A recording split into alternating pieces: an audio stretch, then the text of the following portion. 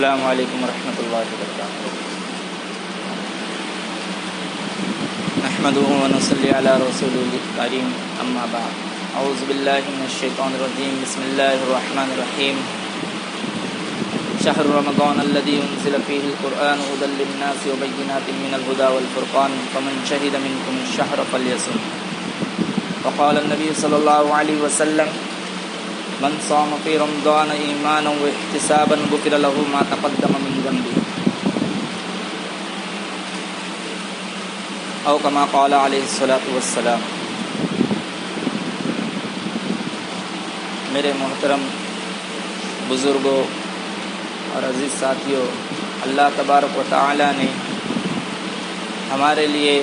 بڑا احسان و کرم کا معاملہ فرمایا کہ صحت و عافیت کے ساتھ میں رمضان کا مبارک مہینہ ہم پر سے گزارا، اور جس کے اندر ہم کو روزے رکھنے کی توفیق بھی عطا فرمایا۔ روزوں کے متعلق اللہ تبارک تعالیٰ نے قرآن پاک میں فرمایا کہ یہ شہر رمضان الذی انزل فیہ القرآن، یہ وہ مہینہ ہے جس میں ہم نے قرآن کو نازل فرمایا۔ شہر رمضان الذی انزل فیہ القرآن ھدی للناس وبینات من الھدی، اور یہ قرآن جو ہے وہ لوگوں کے لیے ہدایت کا ذریعہ بنایا۔ فمن شہد منکم الشہر، جو اس مہینے کو پالے، فلیصم، تو اس میں روزے رکھے۔ اور اللہ کے کرم سے اللہ تبارک تعالیٰ نے ہمیں صحت و عافیت کے ساتھ میں یہ مہینہ عطا فرمایا، اور ہم نے روزے بھی رکھے۔ حدیث پاک میں آتا ہے کہ رسول اللہ صلی اللہ علیہ وسلم فرماتے ہیں من صام فی رمضان، کہ جس نے رمضان کے اندر روزے رکھے، ایمانا و احتسابا، ایمان کے ساتھ اور ثواب کے یقین کے ساتھ، غفر لہ ما تقدم من ذنبہ، اللہ تبارک تعالیٰ اس کی پچھلی ساری گناہوں کو معاف فرما دیتے ہیں، اس کی مغفرت فرما دیتے ہیں۔ فرمان رسول صلی اللہ علیہ وسلم کے مطابق ہم یہ یقین مان لیں کہ ہماری مغفرت ہو چکی، کیونکہ رسول اللہ صلی اللہ علیہ وسلم کا فرمان ہے، اور وہ ذرہ برابر بھی اس میں کمی بیشی کی کوئی گنجائش نہیں۔ مگر اللہ کے رسول صلی اللہ علیہ وسلم نے ایک حدیث میں فرمایا کہ تمام انسانیت کی ایسے دنوں میں مغفرت ہو جاتی ہے، مگر 4 شخصوں کی مغفرت نہیں ہوتی۔ صحابہ نے پوچھا کہ اے اللہ کے رسول وہ کون 4 ہیں؟ تو اللہ کے رسول صلی اللہ علیہ وسلم نے فرمایا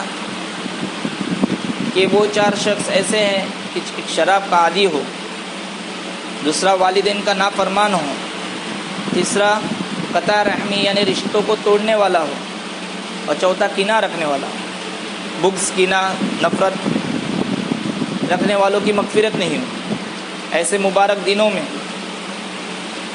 یہ جو رات کل گزری، اس رات کو انعام کی رات کہا گیا، اور جو آج دن ہمارا جو عید کی نماز کے لیے ہم نکلے ہیں اور آج عیدگاہ میں آئے ہیں، اس کو کہا گیا یوم الجائزہ۔ حدیث میں آتا ہے کہ یہ انعام کا دن ہے، اور اللہ تبارک تعالیٰ فرشتوں سے فخر کے طور پر پوچھتے ہیں کہ اے فرشتوں بتاؤ کہ جن مزدوروں نے اپنی مزدوری پوری کر دی تو اب ان کا کیا بدلہ ہونا چاہیے؟ فرشتے کہتے ہیں کہ ان کو پورا ان کا بدلہ دے دینا چاہیے۔ اللہ تبارک تعالیٰ فرماتے ہیں کہ اے فرشتوں گواہ رہنا کہ میں نے امت محمدیہ کی، محمد صلی اللہ علیہ وسلم کے امتی ہونے کے ناطے ہم پر اللہ تبارک تعالیٰ کے احسان کہ اللہ تبارک تعالیٰ فرماتے ہیں کہ میں نے امت محمدیہ کی مغفرت فرما دی، جنہوں نے روزے رکھے اور اب یہ عیدگاہ کی طرف نکلے ہوئے ہیں، ان سے کہو کہ یہ خوشی جب عید کی نماز ہو جاتی ہے، ہم جب لوٹتے فرشتے اعلان کرتے ہیں امت محمدیہ تم خوش ہو جاؤ کہ اللہ تبارک تعالیٰ نے تمہارے لیے مغفرت کر دی۔ اللہ تبارک تعالیٰ جتنے ثواب بتائے گئے ہم سب کو وہ سارے ثواب عطا فرمائیں، اور تمام جو اصل روزے کی مقصد ہے، یعنی قرآن میں پاک میں اللہ تبارک تعالیٰ نے فرمایا، جو روزے کی فرضیت جب فرمائی کہ یا ایھا الذین آمنوا کتب علیکم الصیام، اے ایمان والو تم پر روزے فرض کیے گئے، کما کتب علی الذین من قبلکم، جیسے کہ تم سے پہلے کی قوموں پر فرض کیے گئے تھے۔ تو اللہ تبارک تعالیٰ نے اس میں مقصد فرمایا کہ روزوں کے فرض کر دینے سے تمہارا کیا فائدہ ہوگا، تو اللہ تبارک تعالیٰ فرماتے لعلکم تتقون، ان روزوں سے تمہارے اندر تقوی پیدا ہوگا۔ اور تقوی کیا چیز ہے؟ تو اللہ تبارک تعالیٰ کی محبت، اللہ تبارک تعالیٰ کی چاہت اور اللہ تبارک تعالیٰ کا ڈر، یہ ہمارے دلوں میں پیدا ہو جائے، یہ ہے تقوی۔ یعنی ہر آن، ہر پل، ہر جگہ، ہر وقت میں ہمارے ذہن میں یہ گھومے کہ یہاں میرا اللہ مجھے دیکھ رہا ہے، یہ ہے تقوی۔ یعنی جب ہم کام کریں کہ کیا میرے اللہ کی طرف سے اس کام کی اجازت ہے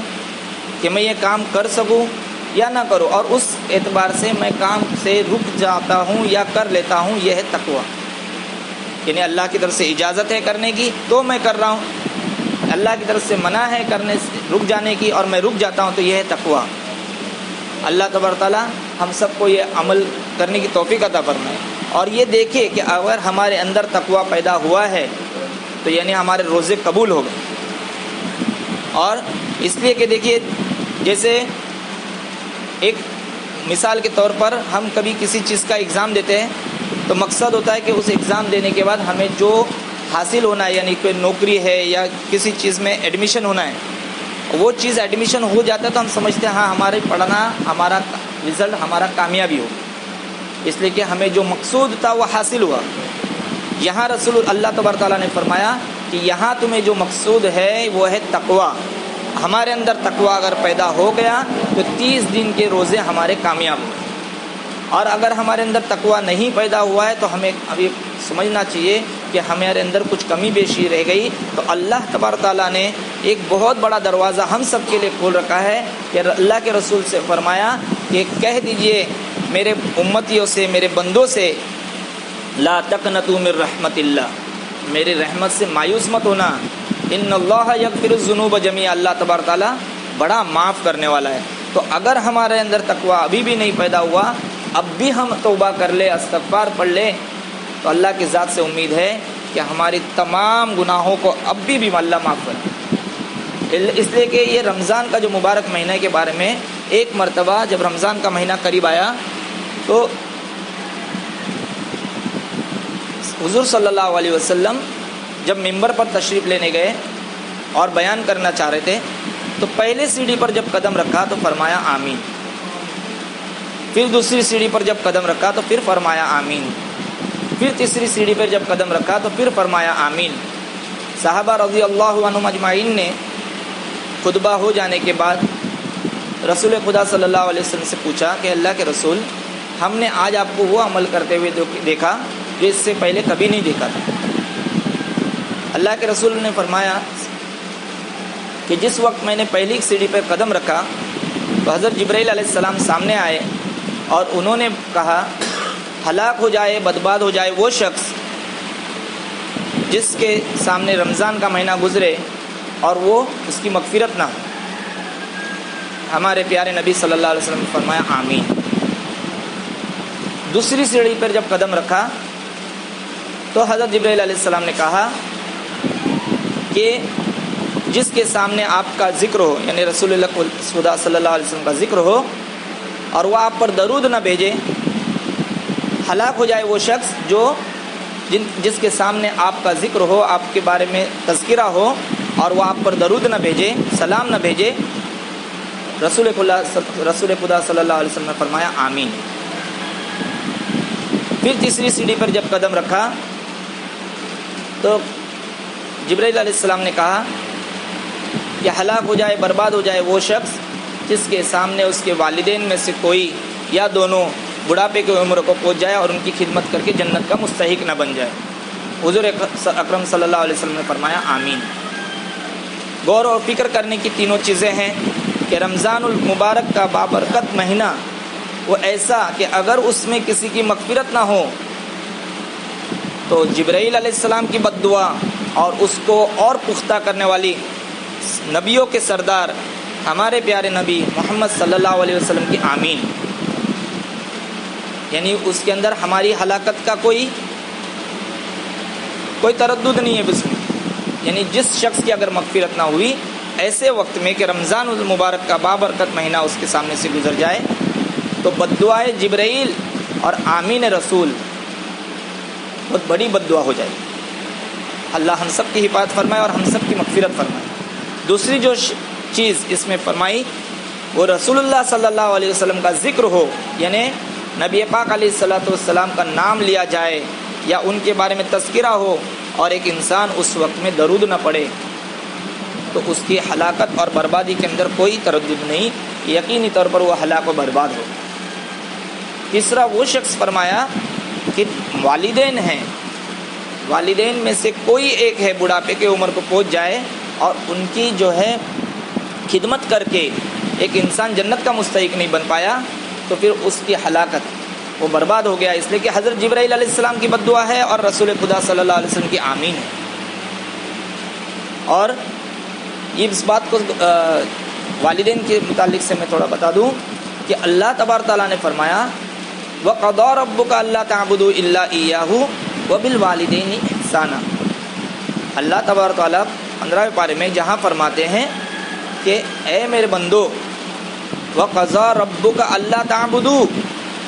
اللہ نے یہ اصول بنا لیا ہے، یہ قانون بنا لیا ہے